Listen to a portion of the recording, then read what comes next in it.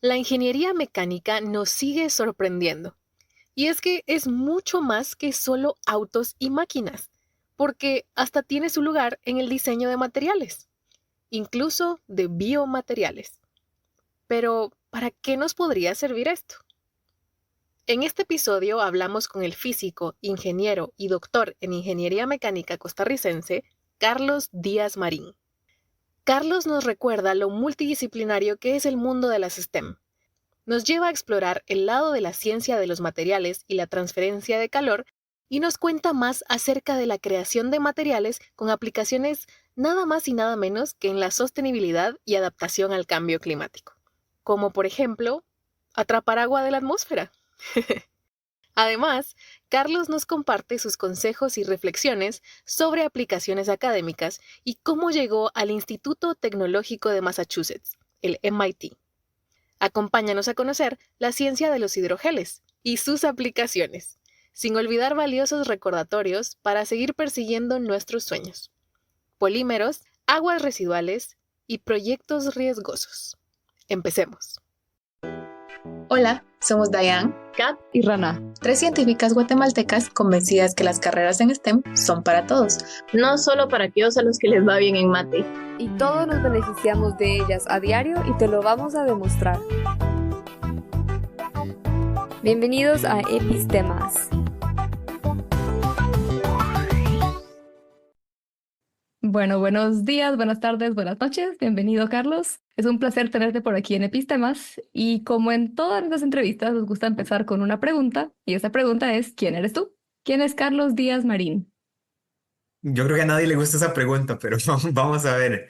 Bueno, como decís, mi nombre es Carlos, yo nací en Costa Rica y viví ahí 24 años, sumamente contentos. Costa Rica es sumamente bonito, muy recomendado para todo el mundo. Estudié ingeniería mecánica y estudié física en la Universidad de Costa Rica. Trabajé por un par de años y luego tuve la oportunidad de venir aquí a Estados Unidos, donde saqué la maestría y el doctorado en el MIT. Yo me enfoqué en áreas de energía. Ya me gradué por dicha y estoy trabajando como en el mismo espacio. Más allá de eso, creo que a mí algo que me motiva mucho es el área de agua y el área de cambio climático. Yo creo que la gente en especial tan joven, yo me acuerdo como que cuando uno estaba como en primaria, uno le decían como que el cambio climático va a pasar y uno como que se preocupaba, pero era como algo lejano y yo creo que yo nunca me esperé que fuera algo como tan inminente. Entonces creo que eso me ha motivado en estudiar tecnologías que puedan contribuir al respecto. Y luego el agua creo que viene del lado, creo que es como de los primeros asuntos que uno se da cuenta del cambio climático. Creo que en muchos países de los primeros impactos que están viendo el cambio climático es precisamente el agua. Entonces, para mí son como temas que me apasionan profesionalmente y personalmente y siento que van a cambiar como cómo podemos vivir y qué tan saludables podemos vivir, qué tan contentos podemos vivir. Entonces creo que valen la pena. Realmente ya nos dimos cuenta que vamos a estar hablando un buen rato. Vamos a estar definitivamente entretenidos platicando contigo. Pero antes de entrar a toda esta parte profesional, nos Sí. gusta conocer a nuestros invitados de una forma un poquito más personal. Y entonces por eso nos gusta preguntar, ¿qué otras cosas te gusta hacer en tu tiempo libre, aparte de todo esto del agua, el cambio climático y todas las formas en las que podemos mitigarlo? Claro, es algo que cambia con la edad, cambia con el tiempo. Ahorita estoy viviendo en Estados Unidos, entonces cambia como con las estaciones incluso. Siempre me ha gustado, creo que viene también del lado de que me guste como el ambiente, me encanta estar como afuera, como hacer hikes, ir a lugares nuevos, estar como, o sea, Costa Rica es un país muy verde en muchas partes, entonces cuando aquí puedo ir a un lugar parecido en Estados Unidos, me encanta. Y eso siempre me ha parecido muy bonito. En Costa Rica y creo que en muchos lugares de Latinoamérica somos muy como de amigos y muy de familia y compartir tiempo con ellos. Cuando estaba en la universidad en Costa Rica, uno hablaba como por horas, digamos, podía sentarse y tomar café y hablar por horas, tomarse una cerveza y hablar por horas. Y eso a mí siempre me ha gustado, digamos, como que sea muy como aleatorio. Y creo que a mí me gusta como siempre estar haciendo algo, que es algo a veces no tan bueno. Entonces me gusta como hacer ejercicio, andar en bicicleta. He estado aquí en Estados Unidos como en clases de baile por 3 años, de salsa y de bachata. Y no sé, a veces me cuesta estar como quieto. Y ahora que decías esto que en Costa Rica o en Latinoamérica que somos muy familiares y de juntarnos a platicar por horas con el cafecito, la cervecita o lo que sea, ¿cómo te ha ido con eso en Estados Unidos? ¿O es por eso que buscaste la salsa y la bachata? Un poquito de sabor latino. Sí, o sea, pues hasta cierto punto sí. Yo estudié el doctorado y la maestría en Boston, que no es el lugar más diverso, digamos, ni el lugar con una comunidad latina muy grande. Entonces creo que la salsa y bachata fue como hasta cierto punto parte de mantenerse en contacto. Igual es como vacilón porque, bueno, como cómico, porque yo siento que yo crecí y no me gustaba la salsa, digamos, cuando estaba en Costa Rica, yo como, no, eso es como música de papá, decía yo. Y luego ya empecé a bailar y ahora ponen una salsa y yo, yo como, uy, qué buena. Hay que bailarla El primero en la pista. ahorita. Sí, yo como, uy, lástima, ¿con quién podré bailar? Entonces es como parte de como una evolución también. Y creo que honestamente hay cambios de cultura, digamos, creo que cualquier persona que viene a Estados Unidos de Latinoamérica va a experimentar un cambio de cultura porque es diferente, digamos, y hay muchas cosas que he aprendido de acá, hay cosas que, o sea, creo que aquí la gente como en general no es tan familiar, no es como de no hacer nada, digamos, la gente siempre ocupa estar como haciendo algo. En Costa Rica y yo creo que tal vez en Latinoamérica la gente es más de pasar el tiempo. Qué interesante cómo lo pusiste, porque yo hubiera pensado algo diferente, pero tal vez depende de qué, ¿no? O sea, pasar el tiempo y como en familia, pero es algo, ¿no?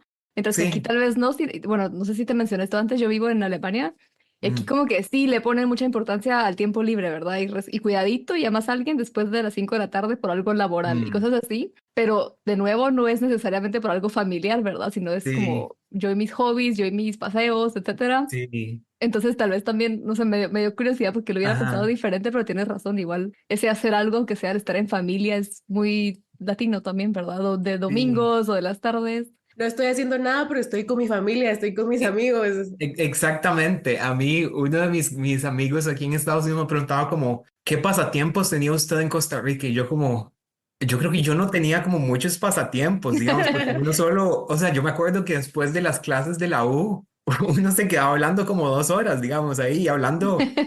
En Costa Rica le llamarían a hablar paja, hablar de cualquier cosa, digamos, de cualquier cosa que no tenga mucho sentido. Y esos son muy buenos recuerdos que tengo yo de la U. Qué chistoso, en Guatemala hablar paja sería como decir mentiras. Sí, pero mira, ahora lo podemos decir que estamos filosofando Sí, y hablar paja. reflexionando de la vida. Yo digo que con cada invitado o invitada que tenemos que dice que le gusta bailar, ya me están dando ganas de hacer una fiesta epistémica para ponernos a bailar la salsita que no a todos les gustaba Invite. bailar. Sí, sí, inviten, inviten. Invitan. Y sí, como hace falta, ¿verdad? Igual yo en Guate era más como rockera y demás, pero ahora hasta creo que mi Spotify rap de este año es puro reggaetón. A mí me pasó exactamente igual. En Costa Rica yo era full rock gringo así como de los años 50 que todavía me encanta, pero ahora es Acabo. como, mae, ahora cuando uno de mis amigos siempre manda canciones de reggaetón y yo como, gracias, mae, porque si no, no estaría al tanto, digamos. Entonces yo se lo agradezco mucho. Ahí pasan la playlist, por favor, ahí van pasando Sí. sus recomendaciones. Y yo a veces le mando una y el más como, ma, esto es viejísima. O sea, ya está pasó. Y yo como, "Ma, eso es lo que eso es en la que estoy yo. Chichi Peralta. Ya Sí, superaron. sí, sí, sí. Ah, Mira gran la que gozado. descubrí, mira la que descubrí, le pongo. Hace 1000 años. Pero qué alegre. Bueno, y aquí para ya irnos regresando un poquito al tema y dejar el baile a un lado, aunque con el dolor de mi corazón. Quisiera ir entrando un poquito más a cómo te empezaste a interesar en el área en el que estás. Y Ujú. justo mencionabas como en la primaria, por ejemplo, nos mencionaban esto del cambio climático y que se veía así como muy, muy lejano. Entonces, quisiera preguntar, porque estudiaste en tu pregrado física e ingeniería mecánica, ¿verdad? Entonces, primero, ¿cómo fue que surgió ese interés por las ciencias en general y cómo te fuiste decidiendo por qué estudiar en tu pregrado? Sí, Yo era como un niño necio, digamos, un niño de esos como que pregunta mucho y que le da como curiosidad entender las cosas. Yo les preguntaba mucho a mis papás y creo que mis papás hicieron un excelente trabajo como en intentar inculcar curiosidad y como hasta cierto punto guiarnos en ciertas áreas, digamos. Mi mamá es maestra de educación especial y creo que entonces por eso ella sabe mucho de pedagogía, de cómo estimular a niños y mi papá es ingeniero eléctrico. Entonces yo creo que por allá pasó, pero no sé, yo creo que uno nunca sabe lo que va a estudiar. Entonces yo llegué como al final del cole y me gustaba mate, me gustaba física. Mi hermano, que es mayor, estaba estudiando ingeniería mecánica y yo me fui por ahí, digamos, y me fui como, de ahí suena bien, digamos, como, no era como mucha convicción ni nada en su momento, pero ya lo he estudiado como 11 años, digamos, como 10 años de estudiar ingeniería mecánica. Entonces, definitivamente he encontrado algo que me interesa. Creo que detrás de estudiar física, ingeniería mecánica, está como el hecho de ser curioso y de intentar entender cómo funcionan las cosas. Para mí eso es de lo más bonito de la ciencia. Y juntando esto con lo que nos decías de que desde niños nos decían esto del cambio climático, ¿no? Como algo que va a venir, no algo que ya estaba pasando. Y luego con esas influencias de tu familia y que te gustaban los números y todo eso, cuando decidiste esto, cuando decidiste estudiar ingeniería mecánica y física, ¿tenías todavía en mente esa idea del cambio climático o esto regresó después? Como que cuando empezaste el pregrado, ¿qué pensaste que ibas a hacer 5 años después? Yo creo que no sabía, la verdad. Solo quería seguir resolviendo ecuaciones. Hasta cierto punto, sí. O sea, ingeniería mecánica se lo recomiendo a mucha gente porque es sumamente amplio. Vos te gradúas en ingeniería mecánica y puedes hacer robótica, puedes diseñar sistemas de producción de potencia, puedes diseñar máquinas, puedes estudiar materiales, puedes hacer un montón de cosas. Entonces, ingeniería mecánica es muy amplio, que eso es algo bonito. Creo que en Costa Rica, la mayoría de la gente que va a estudiar ingeniería mecánica le interesan cómo se mueven las cosas, digamos. Creo que eso es como lo que la gente suele pensar de ingeniería mecánica. Y yo creo que eso a mí me interesaba porque tiene que ver como con cómo funcionan las cosas. En la Universidad de Costa Rica, creo que los mejores cursos que yo tenía eran en el área de transferencia de calor, de termodinámica, de mecánica de fluidos. Y esos son cursos que son como la base de ciencias de la energía, digamos.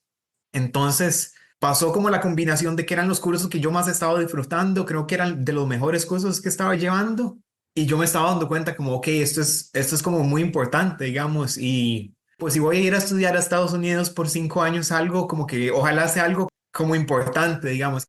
Lo conecto con lo que decía al principio, digamos, venirse fuera del país no es sencillo, entonces tiene que valer la pena. Y para mí eso fue como el razonamiento. Ya cuando decidí meterme en mi área, sí fue como muy intencional de que yo soy bueno en esto, me gusta esto y creo que es importante. Pero yo creo que cuando entré como a la U, digo, no, yo tenía como 17 años, uno es muy inocente y uno no sabe lo que va a pasar y creo que eso está bien. Sí, justo yo, la verdad es que gracias al podcast es que he aprendido muchas más facetas de la ingeniería mecánica y de otras ingenierías, porque yo a mis 17 años, yo pensaba en ingeniería mecánica, pensaba en carros y Sí, punto. Por eh, dos. eh, eso pasa muchísimo. Ahorita, a mí me pasa el caso opuesto que a mí nunca me han gustado los carros. Yo no manejo. Yo soy un mal ingeniero mecánico. Nunca he arreglado un carro, nunca le he hecho casi nada a un carro. Pero es lo que atrae a mucha gente y es interesante también, digamos, porque un carro es una máquina muy compleja, es una máquina mecánica, un montón de partes que se mueven. También hay una parte de energía. Vos estás quemando un combustible para convertirlo en trabajo. Entonces, mezcla muchos componentes de la ingeniería mecánica. O sea que no estábamos tan perdidas, ¿te das cuenta, No, Ronald? no, O no, sea, para nada. Pero al mismo tiempo yo nunca he arreglado un carro. pues ahorita hacemos el intento. ¿Y qué te iba a decir? Me llama la atención también, estudiaste dos cosas al mismo tiempo en el pregrado, física y la ingeniería mecánica. ¿Qué tal fue estar estudiando doble carrera? Era intenso, la verdad. Yo creo que estudiar física es complicado. Física es una carrera de cierta dificultad, diría yo. Yo diría que en ciertos aspectos más complicada que ingeniería mecánica, entonces era complicado. En Costa Rica, si vos querés llevar dos carreras, básicamente llevas una y le sumas la otra. No es como que en Estados Unidos pasa, por ejemplo, de que si vos sacas 2 grados, puedes graduarte en 4 años. Puedes como mezclar cosas y hacer magia y te gradúas en 4 años. En Costa Rica es más como, ok, llevas esto y luego llevas esto. Se complementan. En cuanto a matemáticas y en física se complementan, pero sí te toma más tiempo y en mi caso yo tenía como que llevar más cursos o cursos de más dificultad de lo usual y eso no era, era cansado a veces, digamos. Lo disfruté mucho y la U fue un tiempo muy interesante y creo que el hecho de que haya sacado las dos me da una perspectiva diferente, entonces es muy valioso, pero al mismo tiempo no es sencillo, diría yo. Pero si lo pudieras volver a hacer, ¿lo volverías a hacer igual? Por completo, sí, sí. Y a ver, antes de adentrarnos más como al tema que ya nos mencionaste que lo tuyo era más como transferencia de calor, termodinámica, mecánica de fluidos, y tengo muchas preguntas sobre estos hydrogels y luego lo que estás haciendo hoy, que ya Sí. antes de empezar a grabar nos comentabas un poquito y Ajá. ya vamos a llegar a eso, pero siguiendo el rumbo del camino académico, Ujú. siento que también es muy interesante, en especial para personas en América Latina con intereses similares, cómo llegaste al MIT, ¿no? Porque también el MIT era como el sueño de muchas personas, en especial en ingenierías y físicas. Sí. Si nos puedes compartir un poquito como esa parte y luego ya nos adentramos a lo que haces. Sí. Partes con suerte, digamos, entrar a un lugar así toma suerte, como para darte más contexto. Yo me gradué ya de la UCR, de las dos, de ingeniería y de física, y estaba trabajando en Costa Rica. Yo sabía que yo quería irme a estudiar fuera del país porque me interesa el tema de la investigación. Entonces, en ese tiempo que estaba trabajando, estaba preparando mis aplicaciones para varias U's de Estados Unidos. Y eso me ayudó porque cuando estaba trabajando tal vez tenía un poco más de tiempo, tenía el dinero para estas aplicaciones porque a veces no son tienen su costo. Y apliqué, a mí me gusta contar esto mucho porque creo que tiene un valor. Apliqué a 10 universidades en Estados Unidos y entré a la mitad. Entré al MIT, que fue una gran oportunidad, pero no entré a otras universidades que en principio tal vez, si ves como rankings o cosas así, tal vez no tienen exactamente el mismo prestigio. Igual son muy buenas universidades, pero tal vez no son lo mismo. A mí me gusta contar esto porque esto para mí habla como de que es un proceso un poco aleatorio, el proceso de aplicar. Yo creo que cualquier aplicación que uno hace, siempre hay un gran componente aleatorio. Entonces, eso siempre hay que tomarlo en cuenta. Em, Tuve la oportunidad de ir al MIT y creo que eso fue sumamente increíble y me siento muy afortunado al respecto. Y creo que para la gente que le interesan oportunidades así, digamos, primero que todo, diría que hay muchas universidades muy buenas en Estados Unidos y en Europa y en otros países. Entonces, que consideren muchas opciones. Creo que eso es lo primero que siempre le recomiendo a la gente, en especial porque está este componente de aleatoriedad. Y lo segundo es que estas aplicaciones tienen su estructura y hay cosas que te van a ayudar mucho. Tener cartas de recomendación buenas te van a ayudar. Si hiciste investigación y si pudiste publicar algo, te va a ayudar. Si te fue bien en los exámenes que tenés que hacer para estas aplicaciones, te va a ayudar. Si te fue bien en la universidad, todo ese tipo de cosas te va a ayudar. Pero igual creo que hay magia y hay suerte, digamos, de por medio.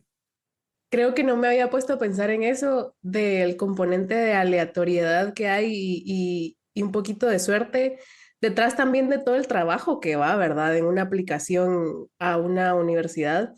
Tenés mucha razón y también, no sé, tal vez eso hace que se nos quite un poquito el miedo, tal vez que existe aplicar a ciertas universidades por el ranking que tienen o Ujú. ciertos lugares por el ranking que tienen. Es como, no, hombre, no, yo qué voy a estar haciendo ahí.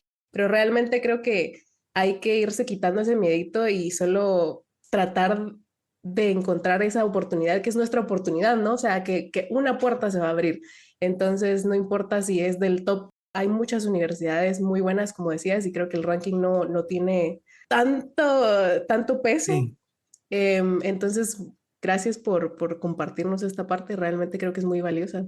Y cabal por lo Quiero, mismo del ranking son las que más aplicaciones han de recibir, ¿no? Y ahí entra más esto de la aleatoriedad y que hay muchas sí. más buenas, como decía, y también como adicional a esto de que decía Dayan, de que se quite el miedo, probar, no perdes nada con probar, lo peor que puede pasar es que te digan que no y luego seguís probando con otras. El no Sí, duele, sí, pero no es el fin del mundo.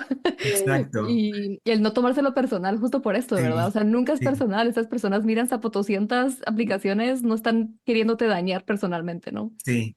De hecho, algo que me gusta agregar con eso es dos cosas. Yo cuando mandé mis 10 aplicaciones, yo pensé que yo iba a recibir 10 rechazos. Así, yo juraba que me iba a ir pésimo.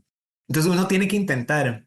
Y yo cuando estaba aplicando, yo jamás iba a aplicar al MIT ni a universidades tan prestigiosas. Lo que pasó, y eso a mí me gusta mucho contarlo, es que yo estaba haciendo investigación con un profesor de física en la Universidad de Costa Rica y él es una persona muy que ha logrado mucho. Él hizo el bachillerato en Harvard, luego hizo el doctorado en Caltech y luego hizo un postdoctorado en el MIT, las mejores universidades.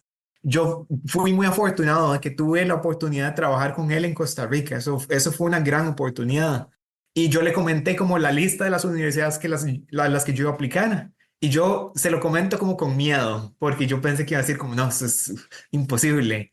Y él más bien me dijo como, no, más bien aplique a las mejores universidades también. Le va a tomar un poco de tiempo, le va a tomar un poco de dinero, pero el cambio que puede hacer eso en su vida es gigantesco. Y bueno, ya pasaron 5 años, estoy acá y yo ahora, cada vez que lo pienso, yo como wow, de verdad, sí tenía demasiada razón. Creo que a lo que decías vos, Diane, como que hay que intentar, las probabilidades son bajas en algunos casos, pero hay que intentar y como me dijo este profe, pues de verdad te puede cambiar la vida, digamos, las oportunidades que se abren cuando intentas. Gracias por compartirnos estos consejos, Carlos. Y creo que a todas las personas que nos escuchan les sirve siempre este tipo de motivaciones y tips para distintas aplicaciones, ¿no? Porque ahí sí que mucho de esto aplica también para aplicaciones laborales y demás. Ujú. Así que apliquen a ese sueño que tienen y sigan intentando. Y si estás en busca de más consejos útiles para aplicaciones académicas y demás, te recomendamos escuchar nuestro episodio número 105, en el que te compartimos nuestras propias experiencias, consejos y aprendizajes en estos procesos. Mientras tanto, volviendo a lo más STEM de hoy, tengo muchas dudas, pero no sé con qué empezamos. A ver, nos contabas que estás empezando un nuevo trabajo hoy, entonces antes de esto, digamos, durante tu maestría y el doctorado, hiciste mucho con hydrogels, ¿o me equivoco? Sí, sí, exacto. Ok. ¿Nos puedes compartir para empezar qué es esto? Porque sé que tienen muchísimas aplicaciones, pero ¿cómo era tu parte entonces en Ujú, esto? ¿Dónde viene esto que nos contabas de la transferencia de calor a los ujú. hydrogels? ¿Qué es todo este rollo? Claro. Em, para dar contexto, como los hidrogeles son materiales gelatinosos. Puedes pensar como una gelatina. Los lentes de contacto son hidrogeles, los pañales tienen hidrogeles. Entonces son materiales que tienen un poco de propiedades de líquido y un poco de propiedades de un sólido. Mezclan como esas dos propiedades.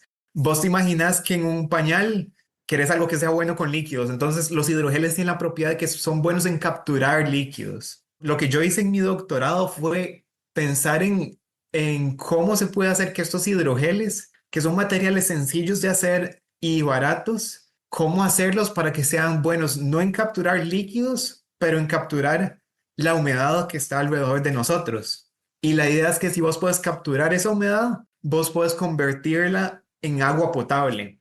Entonces, parte de lo que yo trabajé es, ok, ¿cómo diseñas estos hidrogeles? ¿Cómo sintetizas estos hidrogeles para que puedan capturar agua del aire? Y luego viene la parte de transferencia de calor. Digamos, vos para poder liberar esa agua del aire, calentás el hidrogel, evaporás esta agua y luego la condensás para producir agua potable.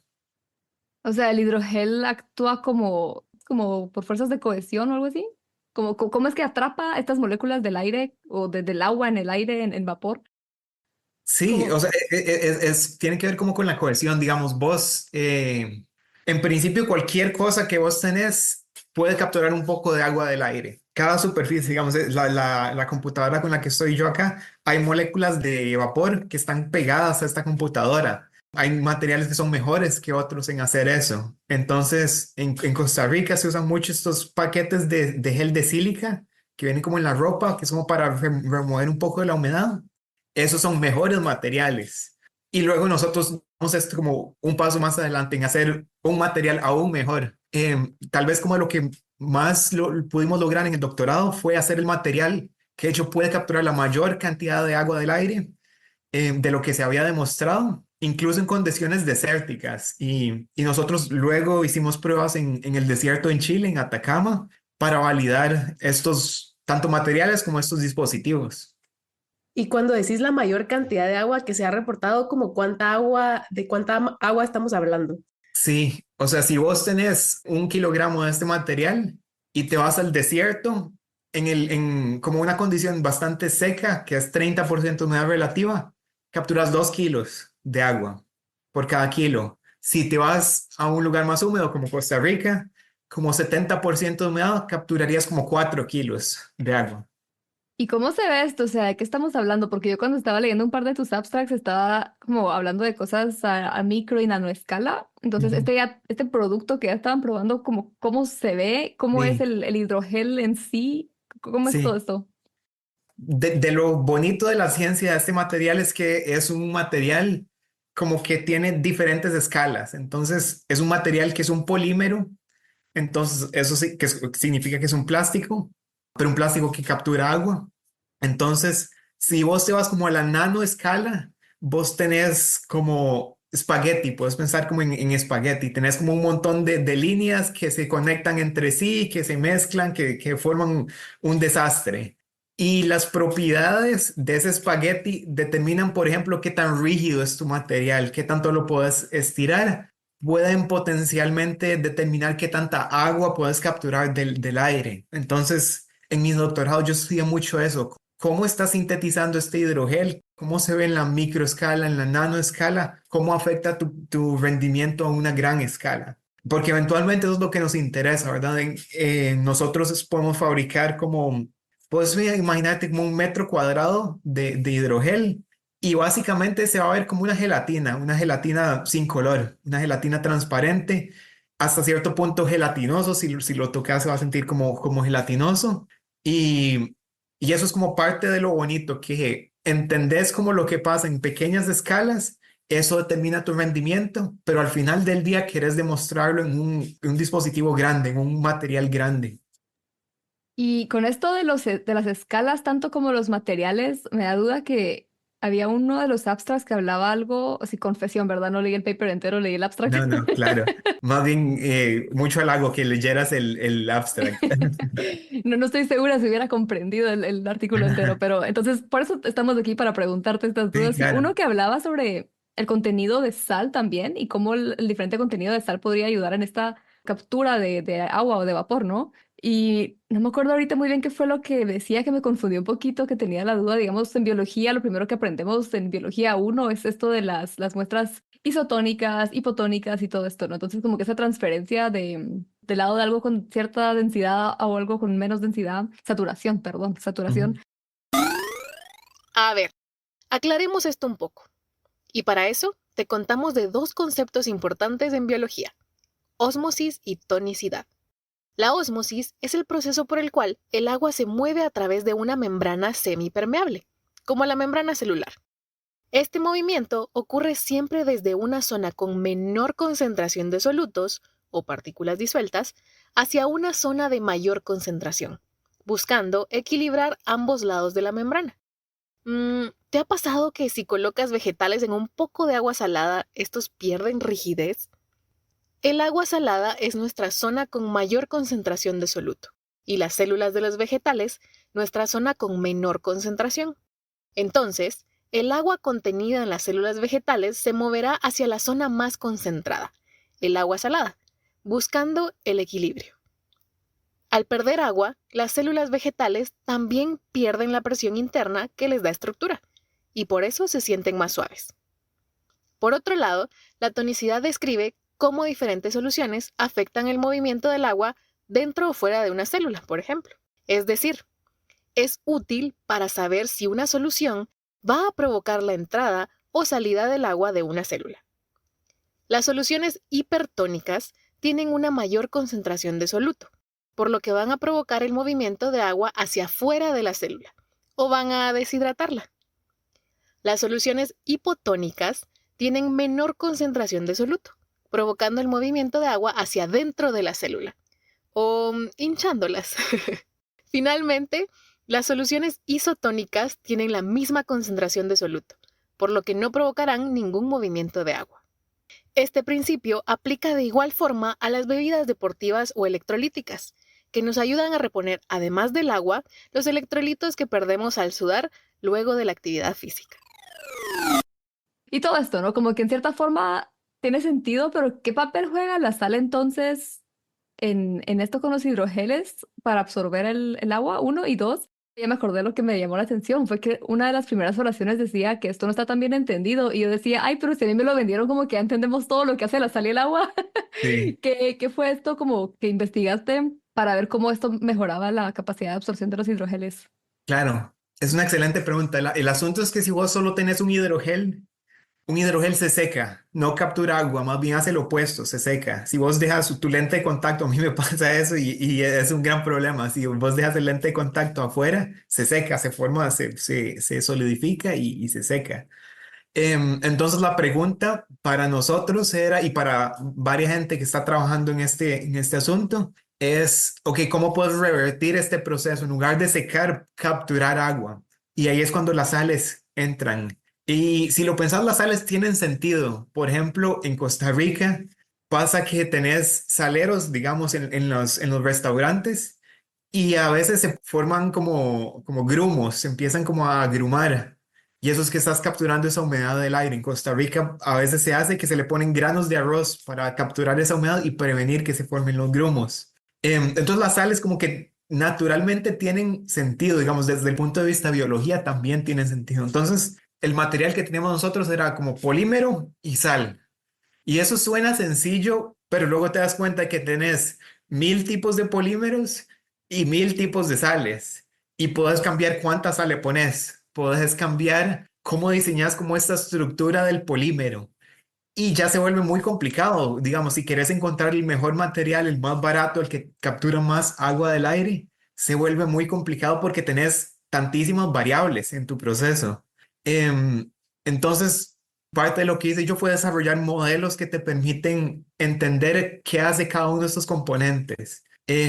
La analogía que me gusta hacer a mí es como que cuando estamos cocinando nosotros, si estamos cocinando como un brownie, nosotros sabemos que si le ponemos más azúcar, queda más dulce el brownie, o si le ponemos más aceite, queda como más húmedo.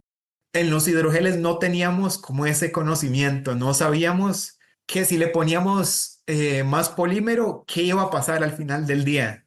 Y eso sería terrible si estás cocinando algo, digamos, porque significa que vos tenés que probar cada cosa y ver qué ¡Sorpresa! pasa. Sí. Entonces, lo que hice yo fue como desarrollar modelos que te permiten hacer eso y luego validarlo. Luego fabricaría el material y probaría sus propiedades. Eso resultó ser exitoso, fue un proceso exitoso porque nos permitió llegar a este material que te mencionaba que capturaba la mayor cantidad de agua del aire. Qué súper. Y pensando en, ok, ya capturamos el agua del aire y está atrapada en este hidrogel, pero justo mencionabas que otra parte era sacarla de ahí, o sea, evaporarla y condensarla para poder recuperarla, ¿no? Entonces, pero si tenés algo tan atrapado, bien atrapado en este material, ¿cómo es ese proceso? La idea, digamos, como cuando pensás en esto ya como en un dispositivo y en una tecnología, nosotros lo que queríamos era algo que no ocupara electricidad y que se pudiera usar como en casi cualquier lado, digamos. Entonces, el material lo diseñamos para que funcionara en humedades incluso bajas, pero ahora para liberar esta agua, nosotros lo que diseñamos el dispositivo para que se caliente, digamos, vos pones este dispositivo afuera y conforme se empieza a calentar, calienta el material y eso empieza a liberar esta agua que luego condensas. Y ahí es cuando entra la transferencia de calor. Eso es todo un problema de diseño de transferencia de calor. ¿Y este que se caliente es con pura energía solar? Sí, Ok. exacto. Como en Chile, creo que se calentaba como a algo así como 80 grados Celsius, que es como no es tan complicado de hacer. En mi casa en Costa Rica teníamos uno de esos calentadores solares de agua. No sé si los han visto, que están como en los techos y que usan el calor para calentar agua con la que uno luego se baña. Eso es muy bueno porque ahorra mucha electricidad. Te tenemos 2 recomendaciones con respecto a este tema. Primero, para aprender más de energía solar y explorar la ciencia detrás de los paneles solares, te invitamos a escuchar nuestro episodio número 62 con la ingeniera química y doctora en nanotecnología guatemalteca, Susana Arrechea. Y segundo, si te interesa conocer otros tipos de energía renovable, además de la solar, y qué se puede hacer para que la electricidad llegue a todas las personas, te invitamos a escuchar nuestro episodio número 70 con la ingeniera química y doctora en ingeniería mecánica guatemalteca, Cristina Domínguez. Ahora sí, sigamos. Y es en principio lo mismo, vos estás calentando algo a través del calor del sol y diseñas como el aislamiento térmico para poder aumentar un poco más la temperatura. Yo lo que digo es como tenés una caja, en un lado de la caja está el material, en el otro lado condensás y entonces calentás el material y en el otro lado llega el vapor y se condensa. Y mira, hablando ahorita que mencionaste justo de lo genial que era eso también para ahorrar energía, pensando en la sostenibilidad de las cosas y todos estos temas, mencionaste antes que es un polímero, es decir, plástico o también puede ser otras cosas. ¿Qué papel juega aquí si digamos, pensando en plásticos y los distintos tipos de plástico y la toxicidad que pueden darle al agua? Sí. Eso se me despertó ahorita que mencionabas eso, o hay materiales biodegradables con los que se pueden hacer estos hidrogeles. Claro, es una muy buena pregunta y de hecho eso es un tema que a mí me encanta porque nosotros como que apenas tocamos la superficie de esto, no nos fuimos en tanto detalle, pero la respuesta es que sí hay, y esos son mis polímeros favoritos. Vos puedes hacer polímeros a partir de algas, puedes hacer polímeros a partir de la cáscara de camarones y esos polímeros se pueden utilizar para estos hidrogeles. Nosotros, como al principio no sabíamos cuál era el rol del polímero, empezamos con unos que eran muy sencillos de fabricar, que no tienen toxicidad, pero no son propiamente biodegradables. Luego nos movimos a unos que son más comercialmente utilizados en Estados Unidos y son muy estables. Pero el tercer paso que empezamos apenas a ver era el paso de ver biopolímeros, que es para mí algo muy interesante. Qué divertido escuchar que tenés polímeros favoritos, he de decir. Hice lo mismo. Creo que no todas las personas tienen polímeros favoritos. Qué bonito saber que hay alguien que sí.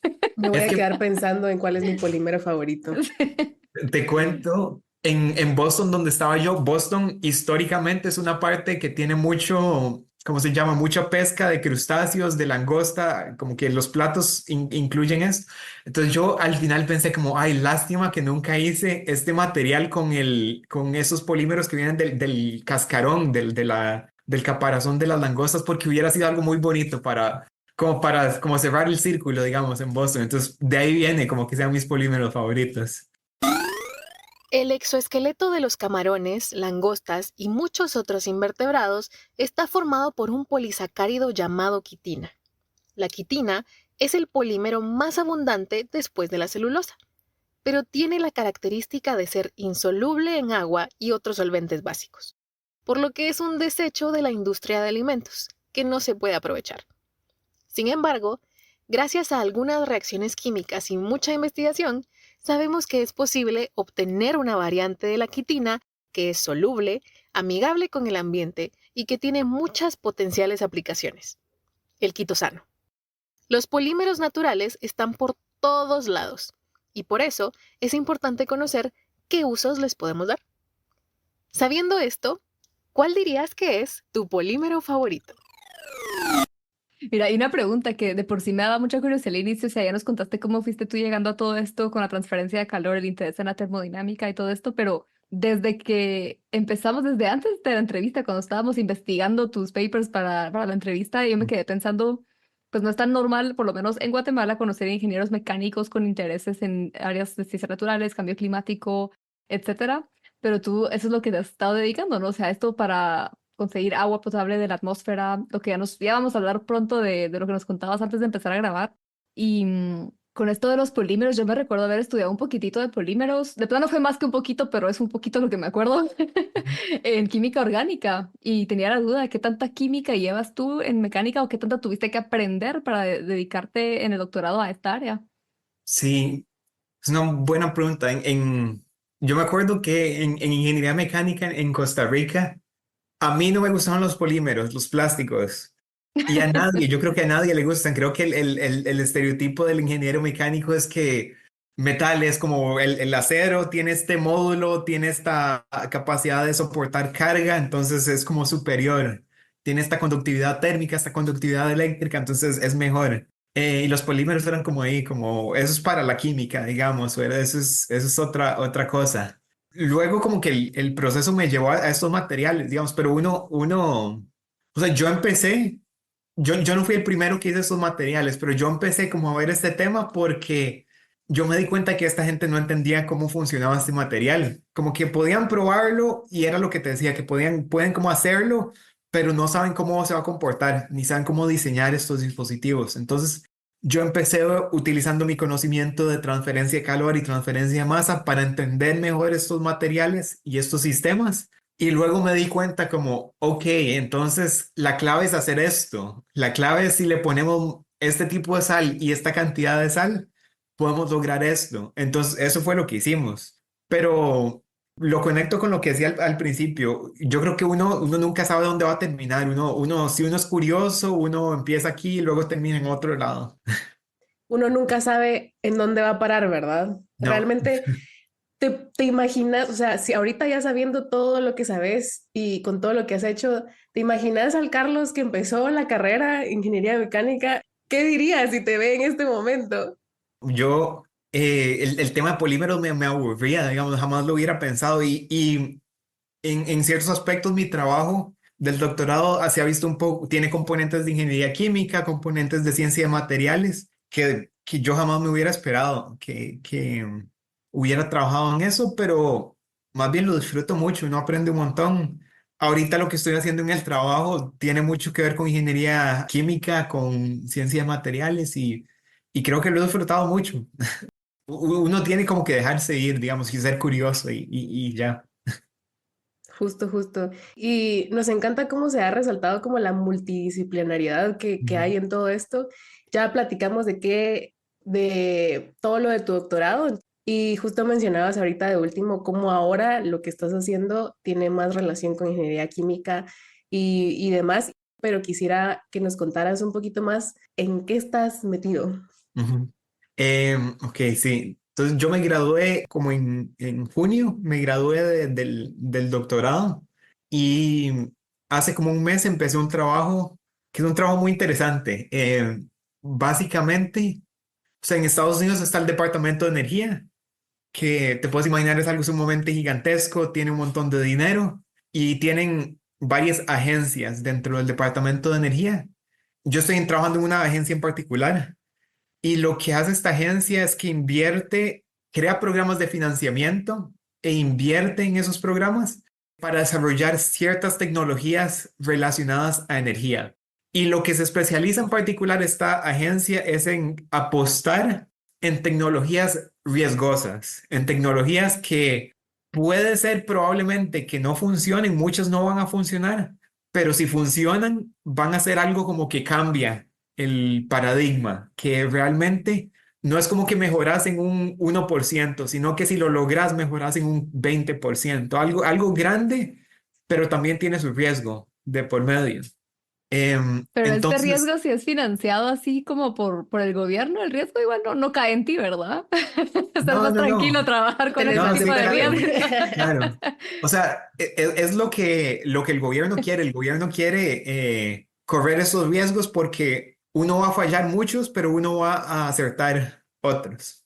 Entonces, el trabajo que hago yo ahorita es yo ayudo a desarrollar estos programas de financiamiento y esos programas de financiamiento de tecnologías que estando adentro uno se da cuenta que son sumamente complicados, porque si querés determinar este programa, tenés que entender por qué es un problema importante, qué se puede hacer en ese problema, qué tipo de tecnologías existen ahorita, qué tipo de tecnologías pueden existir y si esas tecnologías existieran, qué tanto impacto podés tener y si es algo que al final se puede aplicar realmente. Entonces, hay demasiado pensamiento que va detrás y demasiado estudio que va detrás para diseñar estos programas.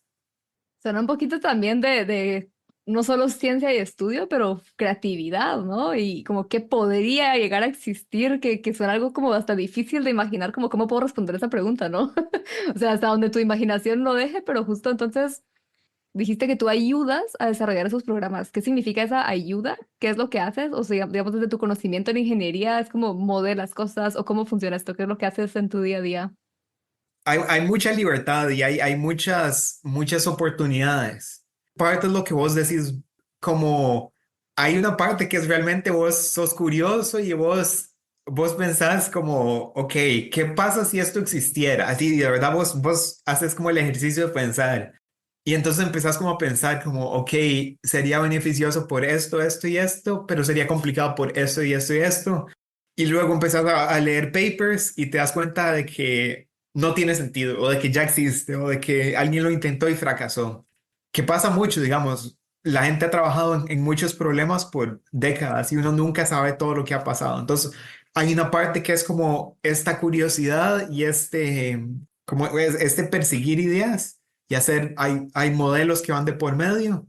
Y al mismo tiempo, la otra parte es que hay otro rol que son como propiamente los que tienen la capacidad de poner el dinero, digamos, para estos programas. Estos programas son programas de 40, 50 millones de dólares, entonces es bastante dinero que van en estos programas.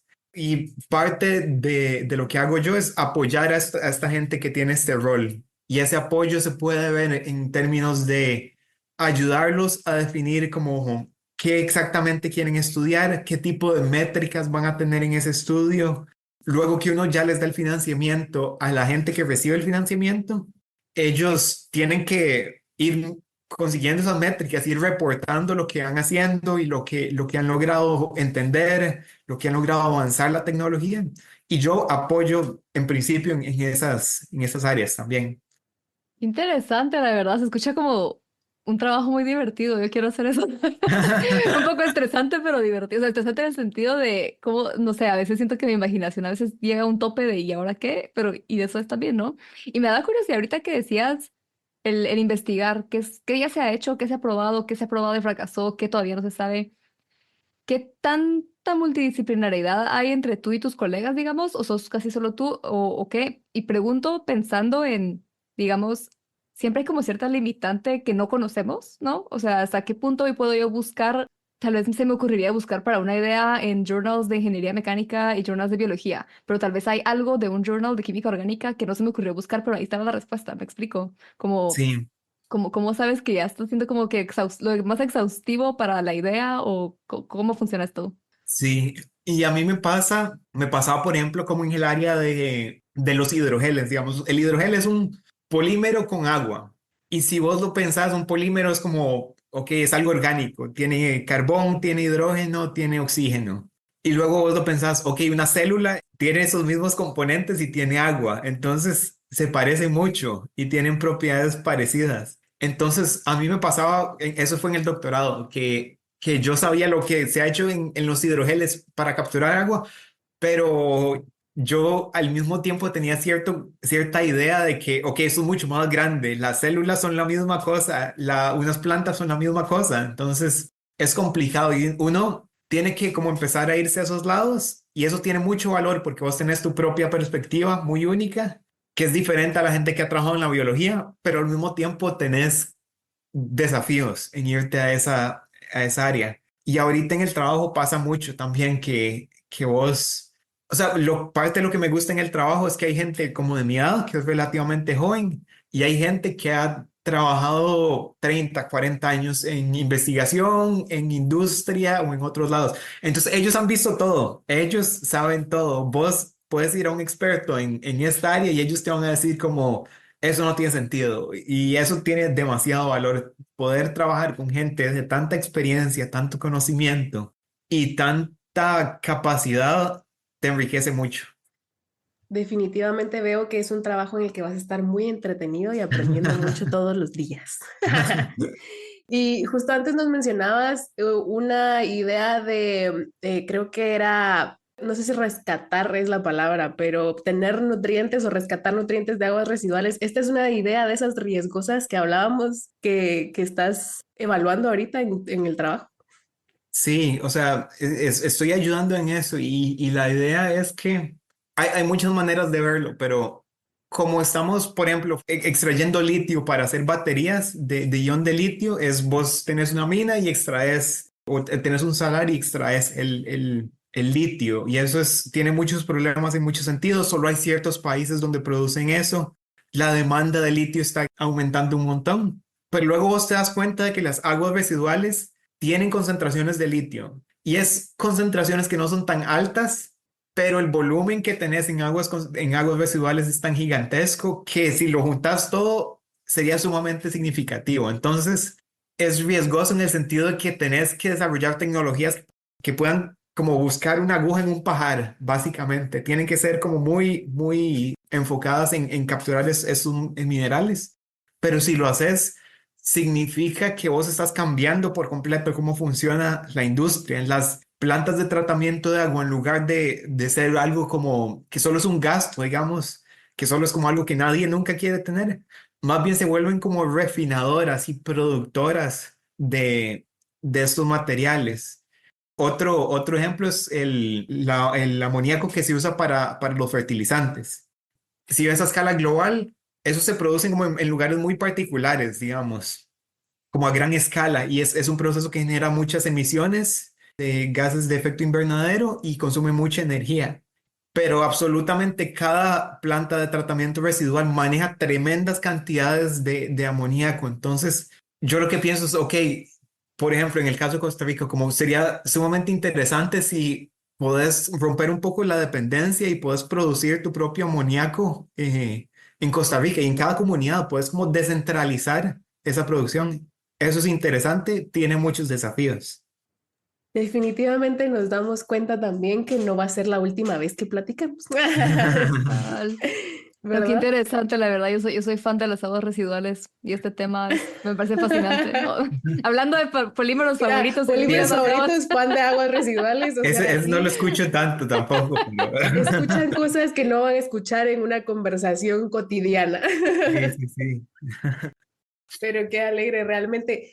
Tristemente ya nos quedamos sin tiempo para seguir platicando porque aquí podríamos seguir, pero ya nos toca ir cerrando y siempre para cerrar hacemos un par de preguntas, nos gusta mucho hacer un par de preguntas y justo te preguntaba yo hace un rato si tu yo de 17 años que empezó la carrera se imaginaba lo que ibas a estar haciendo ahorita, ¿no? Y un poco en esa línea te queremos preguntar si tuvieras esa oportunidad de hablarle a ese Carlos de 17 años que iba a empezar su carrera, ¿qué consejo le darías?